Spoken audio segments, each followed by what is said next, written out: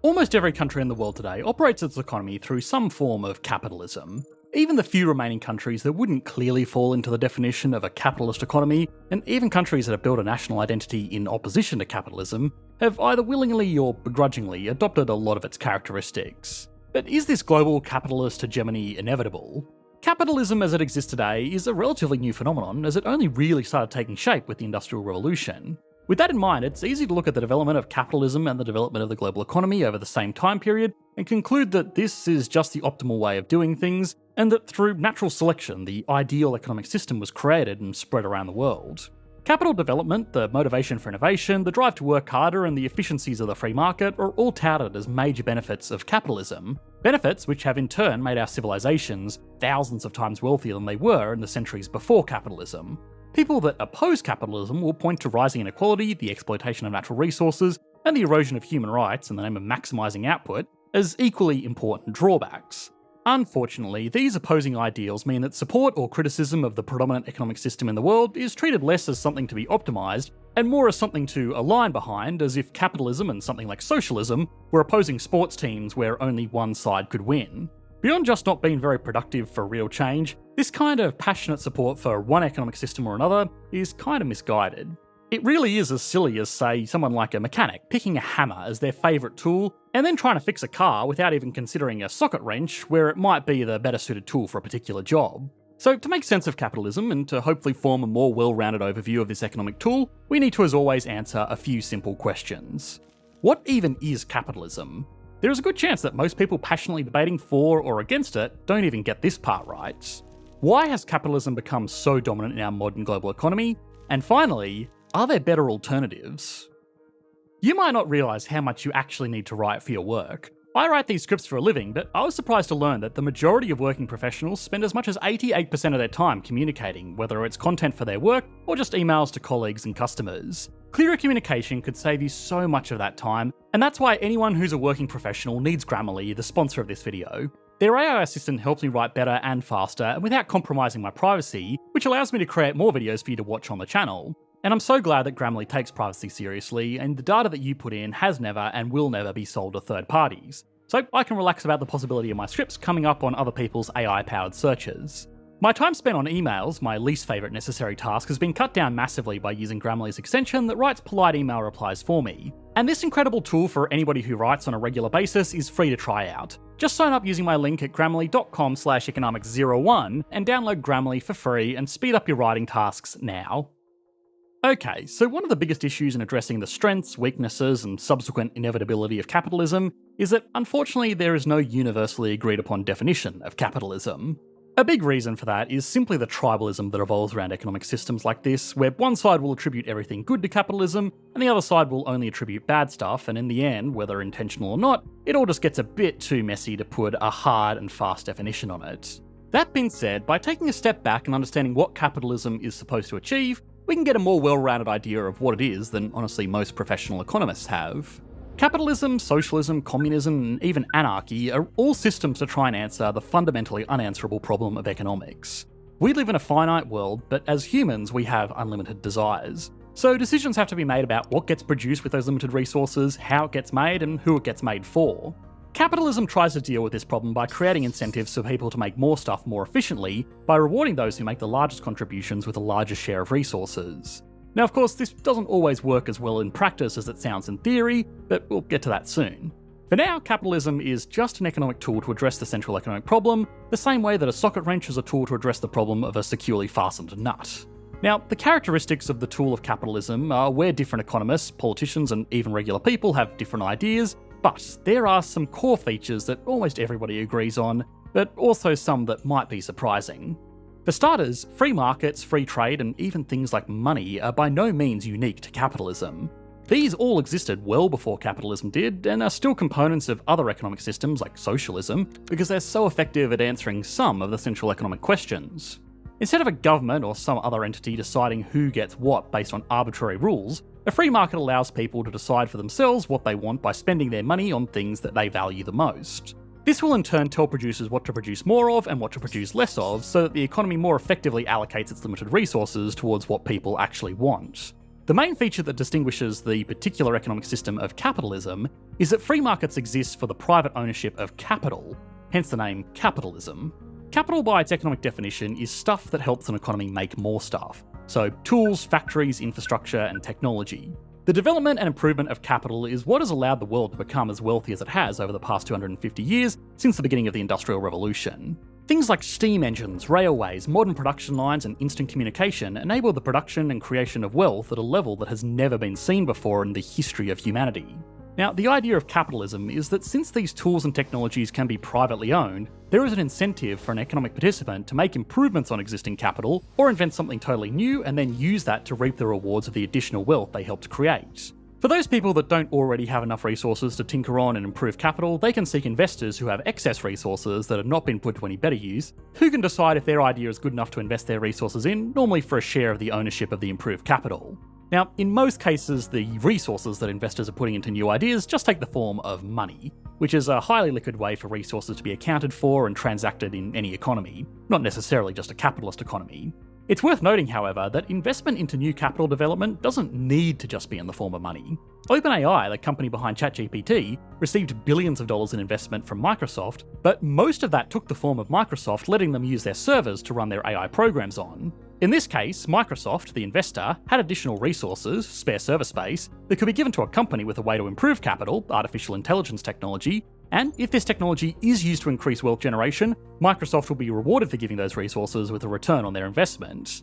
This system of investment and incentivized innovation makes capitalism not only incredibly efficient at answering the question of what should be produced, but also how it should be produced.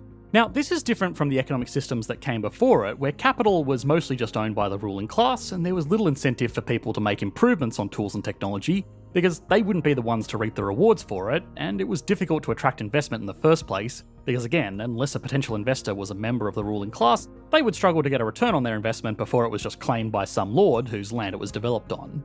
That's why property rights, the protection of the ownership that people claim over capital, both physical and intellectual, is another big feature of capitalism. If people are rewarded for improving how much an economy can produce, or at least giving the resources to the people that can improve how much an economy can produce, well then naturally an economy will produce more, which means even average people that aren't investors or innovators will have more wealth and access to more resources than if these incentives didn't exist. Now this is exactly what has happened. Just last month we explored the economy of ancient Rome and found that since the empire didn't have much in the way of capital, like machinery, technology and even infrastructure, the economy didn't produce goods and services on nearly the scale we do today, and most people at the time dedicated most of their effort to just making enough food to eat.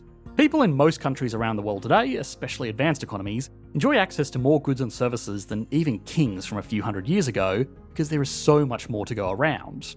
Now, of course, the benefits of this system have lifted everybody up. Economists call this the rising tide that lifts all boats. But it has lifted some people up a lot further than others, which is only the start of the system's serious problems. Capitalism as a system to encourage the development and utilisation of capital has done a lot of good for the world, but it often goes too far into areas where the ends are not the intention of the means. Obviously, some of the most vocal critics of capitalism are people like Karl Marx and Vladimir Lenin, who called the workers of the world who were left behind to seize the means of production. Now, when Marx and Lenin were writing about this, a better translation would have probably been to seize the factors of production, because they were not just talking about taking back factories and machinery that was privately owned, they were talking about the other factors of production as well, land and labour. The private ownership of capital incentivises owners to make that capital as efficient and effective as possible for adding value to the market economy. But something like owning land arguably has far more drawbacks and provides very little of the upside because it's very hard to improve a patch of dirt in the same way that someone could improve a piece of technology. Now, I think it's time to make the big disclaimer here that I am personally someone who owns land to live on and to rent out to other people. So even though it's in my personal best interest to maintain the use of land for economic returns, it does cause some problems. Land is a fundamentally limited factor because, unlike a piece of equipment, it can't be created. Well, not really. Expensive land doesn't increase total economic output either, and in many cases, over the medium to long term, it can reduce it. If land becomes safer and easier to invest in than capital, it will take money away from developments that will genuinely benefit the entire economy. If an investor could put $1 million into building new farm equipment, or $1 million into just owning a farm, then no matter what the price tag is on the farmland, it's not going to produce any more or any less food just because it's more expensive. If that money was spent instead on buying the equipment, then with all other things being equal, it will increase output because something like a combine harvester or better irrigation systems can be used to make more food from existing land. Expensive land also puts pressure on people that would innovate in an economy to not take risks for fear of losing a place to live. The argument in favour of capitalism over any other economic system is that it has proven to be highly effective at maximising total economic output. So even if it does create inequality, there is still more to go around in total. But if it encourages behaviour that could even reduce long-term output, well, then it's a system that could be improved. This is very close to the ideas of Georgism, a type of capitalism where people can still make money by investing in or creating stuff that makes stuff or just working really hard, but are heavily discouraged from making money by just owning land. This is normally done through very high taxes on the unimproved value of land, and in extreme hypothetical versions of a Georgian capitalist economy, the only tax would be this type of tax, further encouraging the development of enterprise to improve real economic output. Now, this probably deserves a video all of its own, and it's unlikely that a land value tax, however steep, would be able to replace all of the other taxes in an economy. Even still, it's a great demonstration of the genuine flaws of capitalism and creative ways that they can be patched.